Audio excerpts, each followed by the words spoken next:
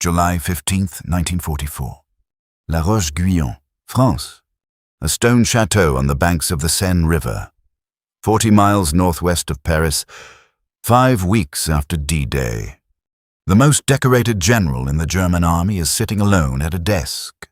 Outside these walls, his army is bleeding out, 10,000 casualties a week. American artillery is tearing the hedgerows apart. Patton's tanks are 2 weeks from punching through the line at St. Lo. The war in the West is already decided. Field Marshal Erwin Rommel knows this. He has known it for weeks. He picks up a pen, and he writes one sentence to Adolf Hitler, a sentence that will cost him his life 3 months later. Before we get to that sentence, if this kind of history is what you come here for, hit that like button right now. It's the only thing that keeps stories like this one reaching the people who care about getting it right. The sentence Rommel wrote was this: "The troops are everywhere fighting heroically, but the unequal struggle is approaching its end. It is urgently necessary for the proper conclusion to be drawn from this situation." He was right. Hitler ignored it. And the reason Rommel could write those words, with the calm of a doctor reading test results, not the panic of a man making excuses, is because Rommel had been watching the American soldier change for 16 months. He had beaten them once, in Tunisia, in 1943. Beaten them badly enough that every general in Berlin thought he had settled the question for good. He hadn't. He knew it. And not one person in the German high command would listen to the man who figured it out first. This is that story. To understand what Rommel saw in Normandy, you have to understand who he was before Normandy. Not the myth, the man. By the spring of 1941, Erwin Rommel was doing something in North Africa that no German commander had managed to do anywhere else in the war. He was winning, and nobody could figure out how. The British had more tanks in the Western Desert, more supplies, more men, and Rommel was running rings around them, not because he had better equipment, not because his soldiers were braver than the men across the wire, but because Rommel fought wars the way a chess master plays the endgame, always 3 moves ahead, always moving, always where the enemy least expected him. His staff officers used to joke that the only way to find the field marshal was to drive toward whatever was on fire. That wasn't entirely a joke. Rommel had a habit that unsettled officers trained in the old way. He led from the front, personally. He would disappear from his command post for hours, sometimes a full day, driving up to the forward positions in his open staff car, standing on the running board to see the terrain for himself. His men adored him for it. His superiors in Berlin found it deeply inconvenient. You cannot control a general who is always at the sharp end of the spear. By June of 1942, the British had been chasing him across 1,000 miles of desert and hadn't caught him yet. Hitler promoted him to Field Marshal, the youngest in the entire Wehrmacht. And something else happened that summer of 1942 that no German general could have imagined 3 years earlier. Time magazine put Erwin Rommel on its cover. July 13th, 1942. An American magazine putting a German general on the cover. Not to condemn him, to acknowledge him. The article treated him the way Americans treat a competitor they genuinely respect, which is to say, with a certain amount of admiration they would never admit out loud. His own enemies were building his legend for him.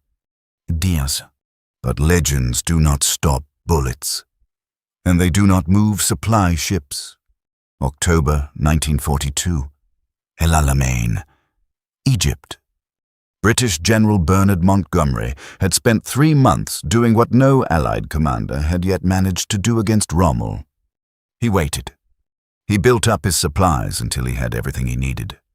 Fuel, ammunition, tanks, air cover. He waited until the numbers were so far in his favor that the outcome was not a question of tactics. It was a question of arithmetic. And arithmetic, Rommel could not outrun. The battle lasted 12 days, When it was over, Rommel's army was broken. He evacuated to Germany in November of 1942.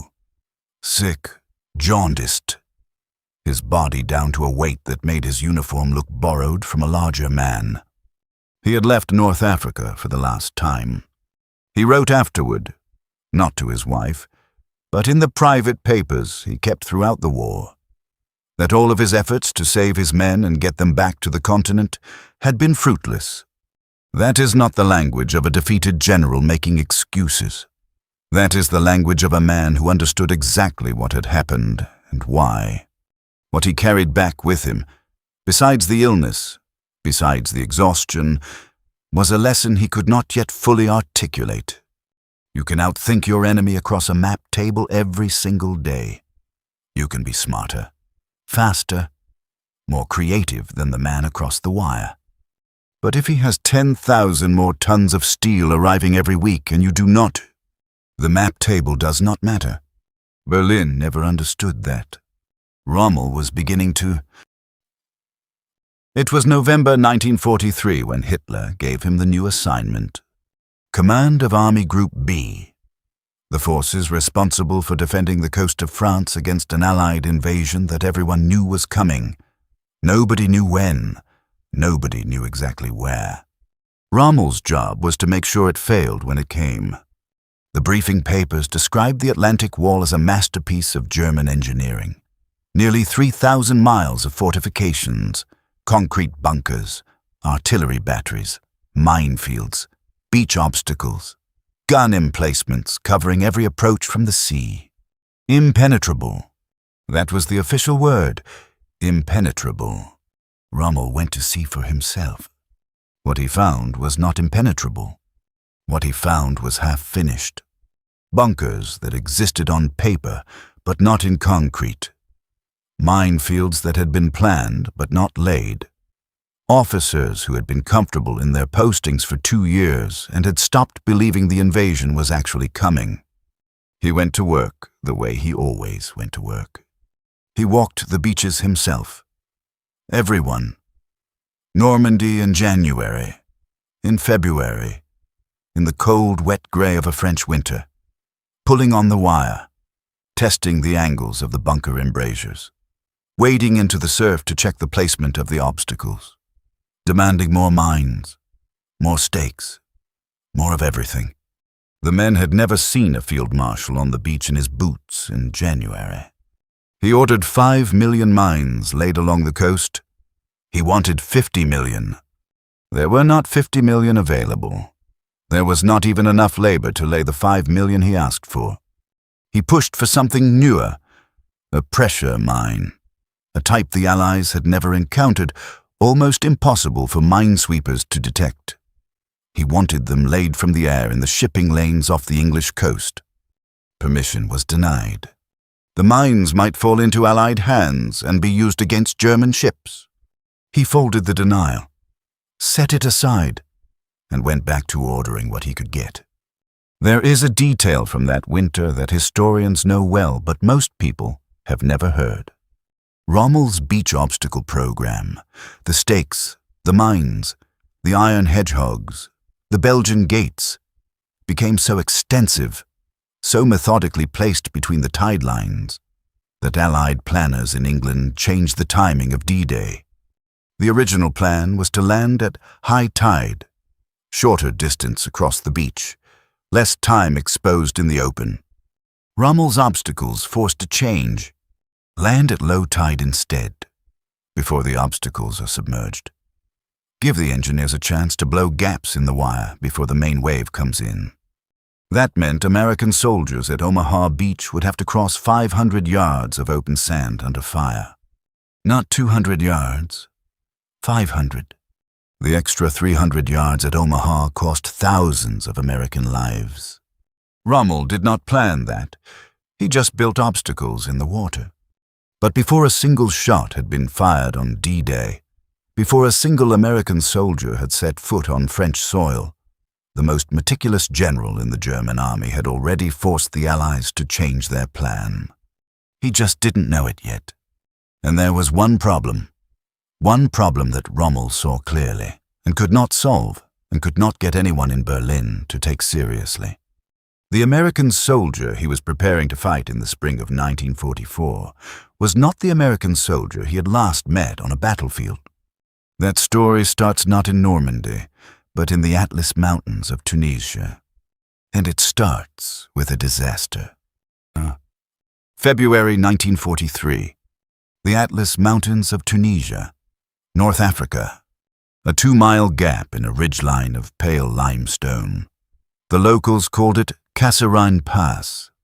The American soldiers defending it had been in the war for exactly 3 months.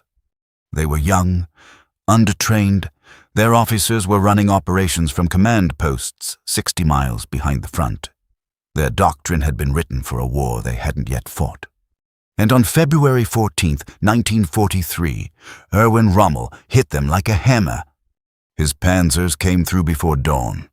The Americans had set their defensive positions in the wrong places, too spread out, no mutual support, no ability to cover each other when the pressure came. When it came, the line didn't bend. It shattered. The 1st Armored Division broke apart. Men ran. Officers lost track of their own units in the dark. German tanks rolled through the pass and kept going. 50 miles in 3 days. The Americans left their equipment behind. Guns still in position, vehicles with the keys still in the ignition, crates of ammunition stacked and abandoned by the road. Back in Berlin, the photographs of American prisoners ran in the newspapers. Young faces, stunned. General Hans-Jürgen von Arnim, who commanded German forces in Tunisia, put the official assessment in writing. American soldiers were physically soft. Their officers were incompetent. They would not stand and fight when pressed. He wrote, "They will never be soldiers." The German High Command read that and treated it as settled fact. They were still treating it as settled fact 15 months later, when those same American soldiers were climbing the bluffs at Omaha Beach. But here is the part of Kasserine that Berlin chose not to read carefully. Rommel's own private assessment was more complicated than the celebration. He had noticed something in the last 48 hours of the battle. The Americans were recovering faster than his intelligence had predicted. Their artillery, once it was organized, was heavy and accurate.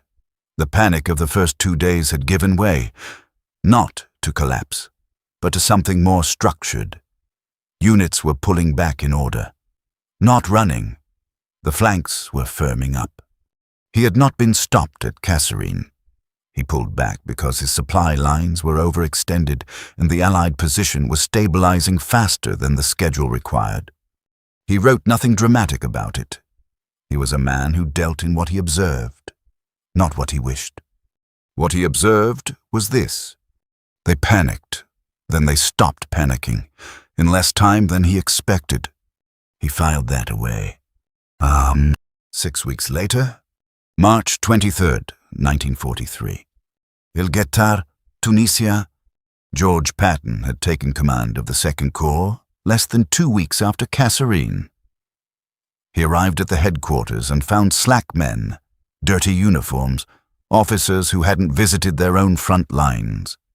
He fixed that the way Patton fixed everything, immediately, loudly, and without any tolerance for the old way of doing things. Fines for officers appearing without their helmets, mandatory neckties in the forward areas, inspections at dawn. It seemed petty to the men who didn't understand what he was doing. What he was doing was telling the entire Corps, in a language everyone understood, that the era of comfortable soldiering was finished. General Omar Bradley, who watched it happen, wrote later that Patton slapped the Corps to attention in a matter of days. Then he rewrote how they fought. On March 23rd, the German 10th Panzer Division attacked the American position at El Guetre. The 10th Panzer was one of the finest armored formations in the entire Wehrmacht. Veterans, battle-tested across 3 years of war. They attacked a defensive line held by the same Second Corps that had run at Kasserine. The American anti-tank guns were properly emplaced this time. The fields of fire were interlocking. The men behind the guns held their positions. The 10th Panzer took heavy losses and withdrew. Rommel was no longer in command in Tunisia by then. Illness and Hitler's dissatisfaction had sent him back to Germany in March, before El Guettar happened. But the reports reached him. He read the after-action summaries. He read the casualty figures for the 10th Panzer. He read the description of how the American positions had been set. He thought about Kasserine. He thought about the 48 hours at the end of Kasserine, when the American line stopped breaking. 5 weeks. Between Kasserine and El Guettar, the American army had fired its failed generals, rewritten its doctrine at the platoon level, and come back to the same desert with a different way of fighting. 5 weeks. An army that can do that is not an army you study once and put in a file. It is an army that will not be the same army next time you meet it. And the time after that, it will be different again. Rommel understood this. The tragedy is that he was the only one in the German High Command who did. By the time Hitler gave him the Normandy command in November 1943, the reports from Sicily and the Italian mainland were landing on his desk every week. The Americans who had fought in the hedgerows of Sicily in July were not the same soldiers who had broken at Kasserine in February. They were coordinating better between infantry and armor. They were reacting faster when something went wrong. They were absorbing punishing counterattacks and pressing forward anyway. And there was something else in the reports. Something that German intelligence had been attributing to larger formation sizes, because the numbers didn't add up any other way. A squad of American infantry was producing a volume of fire that suggested a platoon. It wasn't a larger formation. It was the M1 Garand rifle. Semi-automatic, 8 rounds per clip. No bolt to cycle between shots. Pull the trigger. The rifle fires. The mechanism reloads itself, and the weapon is ready again before your trigger finger has completed its return stroke. A 12-man American squad laying down suppressive fire sounded, to a German defender, like 40 men with bolt-action carabiners. The math of every infantry engagement had changed, and the men carrying that rifle had been trained to move and fire simultaneously, not to stop, aim, cycle the bolt, and fire again. They kept coming. German snipers were filing reports across France and Italy about something they could not fully articulate. The Americans moved differently.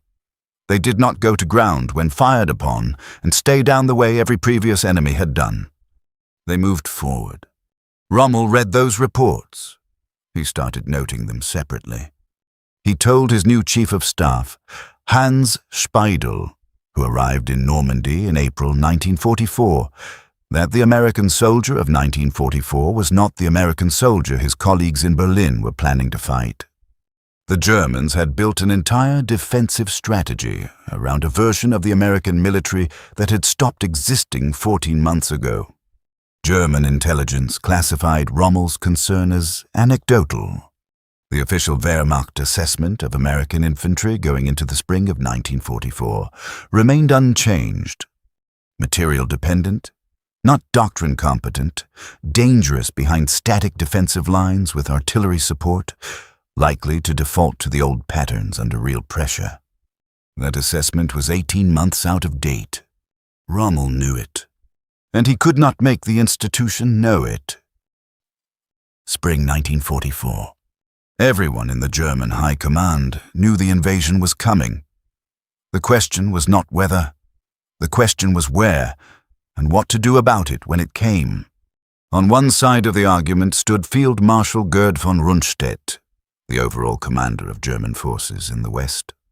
Von Rundstedt wanted the panzer reserves held back. His logic was the logic of the textbook.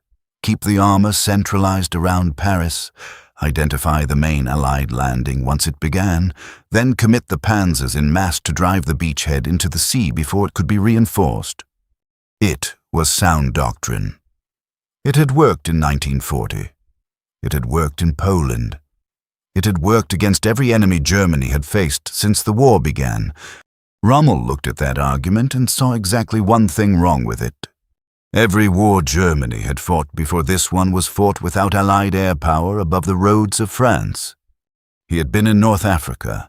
He had watched what air power did to armored columns trying to move in daylight, vehicles burning in kilometer-long lines on the coastal road, supplies that never arrived, reinforcements that took 3 days to travel 50 miles because the roads were under continuous attack. He knew what was waiting for any German panzer column trying to move from Paris to the Normandy coast once the Allied air forces were over France. He put it plainly, the way a man who has seen a thing states what he has seen. 1 panzer division at the beach on the first day beats 3 panzer divisions 3 days later, after the air attacks have burned to half of them on the road. He was right, and it didn't matter. Hitler, who by this point was making decisions the way a man does when he has stopped trusting anyone around him, imposed a compromise. 3 panzer divisions went to Rommel, enough to cover 1 part of the coastline, not enough to cover all of it. The rest, 6 divisions designated OKW Reserve, could only be moved on Hitler's personal authorization. Hitler kept that authorization to himself. On the morning of June 6, 1944, those reserve panzer divisions would sit on their start lines for 12 hours, engines cold, waiting for a phone call from a man who was asleep when the invasion began, and who, when he woke, decided the Normandy landings were probably a feint. Rommel kept working. He could not fix the panzer problem. He could not get more mines than the supply chain would deliver. What he could do was build as much as the time allowed. In the spring of 1944, his engineers were laying obstacles on the Norman beaches at a pace that alarmed Allied planners watching from reconnaissance photographs. Mined stakes driven into the sand at the waterline. Iron hedgehogs welded from railway track.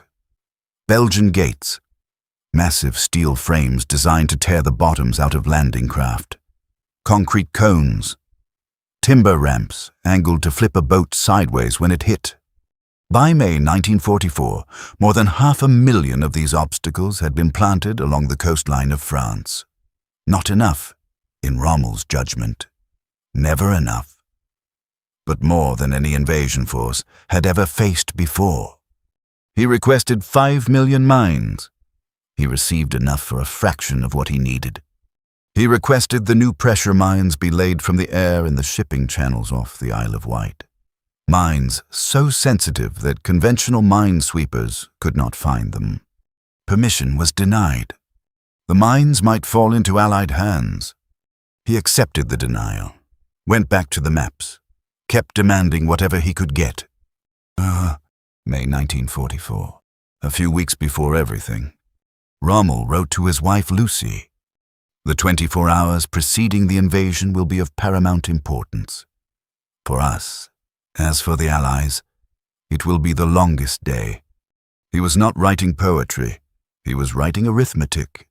He had run the numbers so many times by then that the calculation lived in him the way a pilot knows how much fuel is left without looking at the gauge. If the Allies got off the beach on the first day, if they established a foothold before the armor arrived, the campaign was over. Not in weeks, in months, perhaps, but over. The beach was the only place they could be stopped. The first day was everything. He wrote that sentence to his wife in May. On June 5th, he drove home to Germany for her birthday. The evening of June 5th, 1944. The weather over the English Channel was foul. Heavy cloud cover, swells running 4 to 6 feet, rain moving through in bands. The German Navy's meteorological service issued its assessment. Conditions were unsuitable for an amphibious operation. No invasion expected for at least several days, possibly longer. Rommel had been running on almost no sleep for weeks. He had been to the front repeatedly, driving the coastal road in every kind of weather. His wife's birthday was June 6th. He had a gift for her, a pair of shoes he had found in Paris, and he had not seen her since January. He had also arranged to stop at Berchtesgaden afterward and make one more personal appeal to Hitler for direct control of the Panzer Reserve. The weather forecast said it was safe to leave. His chief of staff said it was safe to leave. Every signal from the German intelligence service said the invasion was not imminent. He drove to Herrlingen, at his home in the small hours of June 6th. The phone rang. His chief of staff, Hans Speidel, was on the line. Airborne troops had been reported over the Cotentin Peninsula. Large numbers. Confirmed sightings. Rommel was dressing before the call ended. A second call came before he reached the door. Naval bombardment, the Normandy coast. He did not need to be told what it meant. Not the Pas de Calais, the invasion Germany had spent 2 years preparing for at the wrong location. Normandy. He had known it would be Normandy. He drove back toward France. The road from Herrlingen to La Roche-Guyon is nearly 500 miles. He drove it in a car while his army fought the biggest battle in the history of the Western Front. At Omaha Beach, the morning of June 6th was already catastrophic. The assault had been hit with everything that could go wrong at once. The preliminary air bombardment missed the German positions entirely. The bombers, flying blind through overcast, had released their loads too late and the bombs had fallen a mile inland, into empty farmland. The amphibious tanks launched 6,000 yards offshore in 4-foot swells. 27 of 29 sank before reaching the beach. The men inside them went down with their machines.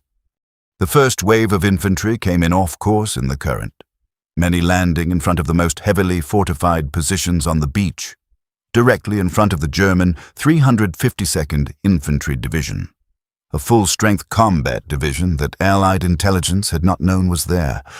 The men who made it to the sand found themselves in a killing ground 300 yards wide, with no cover, no armor, and fire coming from 3 directions. The wounded were drowning in the incoming tide.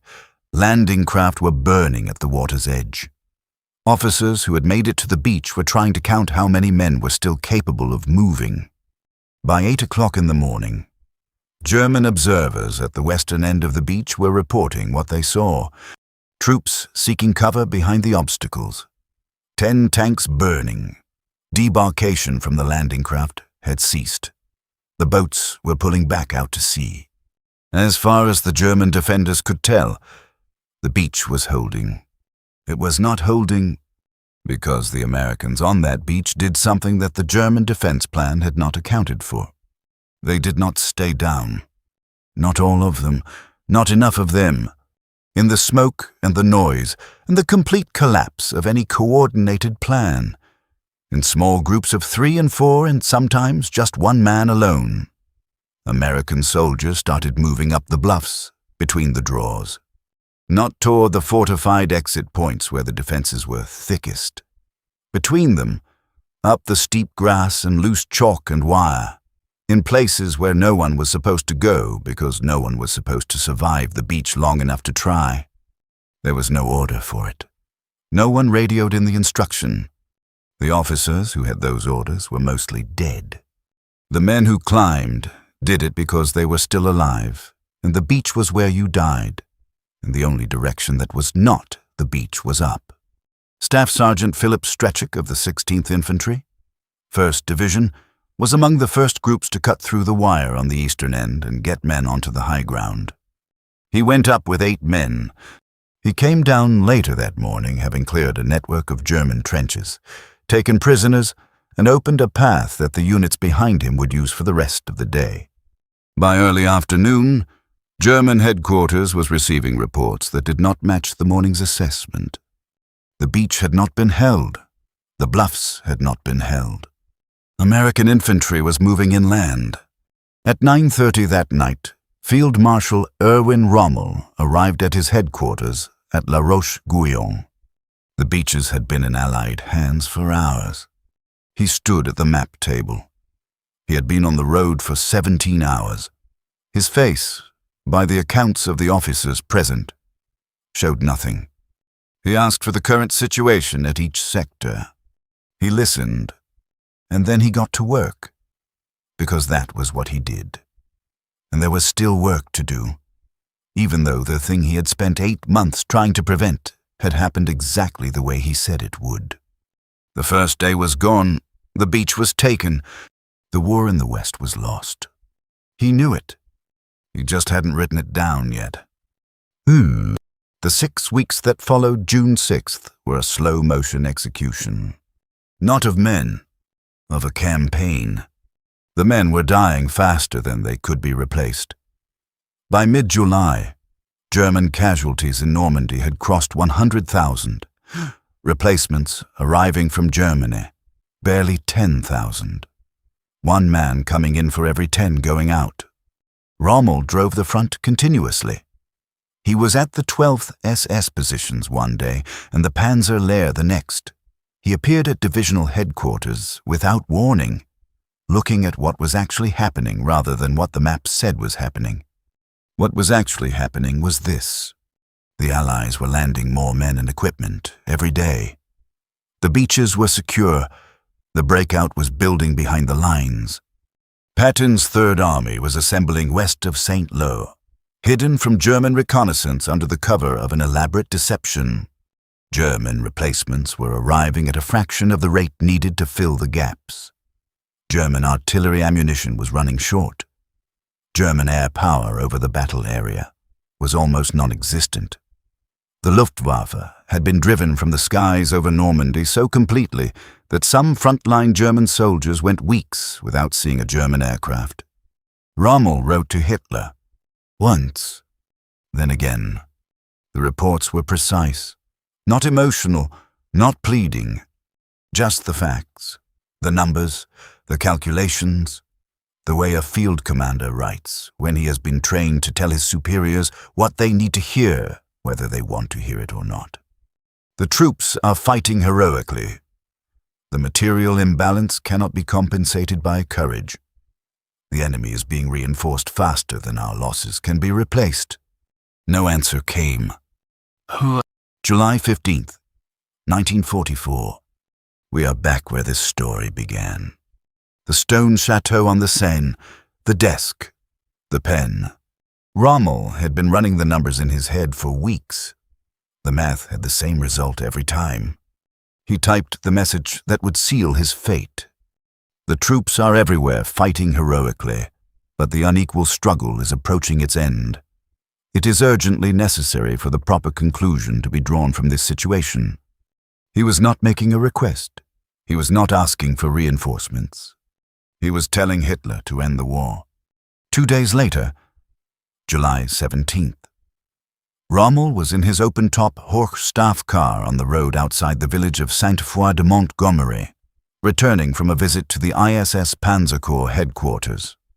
At 6:30 in the evening, his adjutant in the back seat heard aircraft. He looked back and called out a warning. The pilot was already in his attack run. The first burst of cannon fire hit the car on the left side. The driver, Corporal Karl Daniel, took the rounds in his left shoulder. His arm was gone. He lost consciousness. The horse went off the road. Rommel was thrown against the windshield post. 3 fractures to the skull. He was unconscious on the roadside in the grass. Karl Daniel died that night. Rommel did not, though there were men in Berlin who were already working on a way to change that. 3 days after Rommel was wounded, a German army officer named Klaus von Stauffenberg walked into a briefing room at Hitler's headquarters in East Prussia with a bomb in his briefcase. The bomb went off. Hitler survived. In the arrests and interrogations that followed, names began to surface. One of them was Rommel's. He had not planted the bomb. He had not known the date. But he had told a fellow officer, General Heinrich Eberbach, in a private conversation a month before July 20th, that Hitler would have to be removed if Germany was to survive. Eberbach was captured. The conversation was extracted. The Gestapo had what it needed. October 14th, 1944. Herrlingen, Germany. 2 German generals arrived at Rommel's home in staff cars. They carried a proposal from Adolf Hitler. It was not a negotiation. It was a choice between 2 things. The first was a cyanide capsule. His death would be announced as complications from his wounds. He would receive a state funeral. Germany would mourn him as a hero. His family would be protected. His staff would not be touched. The second was a public trial for treason before the People's Court. The verdict was predetermined. His wife, his son, everyone connected to him, none of them safe. Rommel asked to speak with his son Manfred alone. Manfred was 15 years old. He was home on leave from his anti-aircraft unit. His father came into the room and told him what the 2 generals had said. Manfred recalled it later. My father said he had perhaps 20 minutes. He said goodbye. Rommel put on his uniform. He took his field marshal's baton. He got into the car with the 2 generals. 15 minutes later, on a road outside the town, he swallowed the capsule. He was dead before they reached the next village. Germany announced that Field Marshal Erwin Rommel had died of wounds sustained on July 17th in service to his country. Field Marshal von Rundstedt delivered a eulogy at the state funeral 4 days later. Von Rundstedt had served alongside Rommel in France. He had disagreed with him about the panzers. He had watched the Normandy campaign confirm everything Rommel had predicted. He stood at the funeral and read the prepared words. He knew the truth of how Rommel had died. So did Hitler. So did every general present. They buried a field marshal with full military honors. None of them said a word about the car on the road outside town. When Operation Cobra launched on July 25, 1944, 10 days after Rommel typed his final message to Hitler, 8 days after his skull was fractured on a Norman road, it was everything he had warned about. And worse, American armor broke through the German line at Saint-Lô and did not stop. It drove through and kept going, through Avranches, into Brittany, wheeling east across the rear of the entire German position in Normandy. The German army did not retreat. It collapsed, divisions folding into each other, supply lines cut, command structure dissolved, men surrendering in numbers that had no precedent on the Western Front. By the end of August 1944, hundreds of thousands of German soldiers were dead, wounded, or in Allied prisoner-of-war camps. The army that had held Europe for 4 years was broken, not by weight of numbers alone, by men who had been beaten at Kasserine in February of 1943, had come back 5 weeks later and held their ground at El Gueta, had gone through Sicily and Italy and across the Channel and up the bluffs at Omaha Beach without orders, and who, by the summer of 1944, was something the German military machine had no formula for. Rommel had seen that process begin in Tunisia. He had tracked it through Sicily and Italy. He had tried to tell Berlin what was coming. He was the enemy. He was the man standing across the wire. He did not want them to win, but he was also a soldier who had spent his entire career studying what made armies effective. And he recognized what he was seeing. He recognized it, and it scared him. And the thing that scared the finest military mind in the German army is the thing that deserves to be remembered about the men who caused that fear. They were not born that way. They were made that way. Made in the Atlas Mountains of Tunisia, in the humiliation of Kasserine, by the generals who got fired for failing in the doctrine that got rewritten at the squad level in 5 weeks flat. Made on the beaches and the hedgerows and the long road across France. History, rightly, remembers the victors. But sometimes the most honest measure of what a victory costs, and what it means, is found in the dispatches of the man who lost. Rommel's last teletype was addressed to Adolf Hitler, but it wasn't really a German document. It was a receipt, written by the enemy, for something that had been paid in full. At Kasserine, at El Guetar, on the bluffs above Omaha Beach, by men who had no idea that the general on the other side of the line had already done the math and knew how it was going to end. Seine. If your father was in Normandy, if your grandfather came ashore on one of those beaches, or crossed the desert in North Africa, or drove a truck through France in the summer of 1944, I want to hear from them, not the history book version, the table version, the story he told once, maybe only once, over dinner or on a long drive somewhere, and then never brought up again. The name of a beach, the name of a town, the name of a buddy who didn't make it home. Those stories are not in any archive. They don't live in any database. They only exist in the people who were told them. Put them in the comments. Don't let them disappear.